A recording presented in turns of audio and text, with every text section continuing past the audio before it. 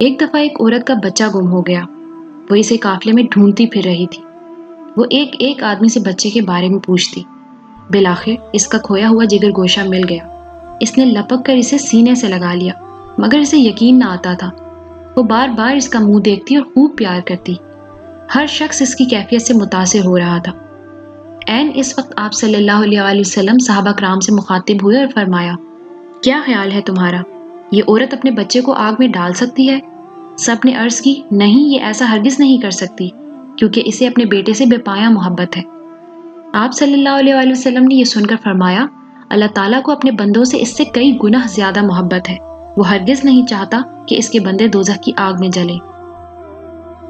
طویل سے طویل تقریر بھی محبت الہی کے بارے میں وہ اثر پیدا نہیں کر سکتی تھی جو آپ صلی اللہ علیہ وآلہ وسلم کے اس فکرے نے اس نفسیاتی ماحول میں پیدا کیا۔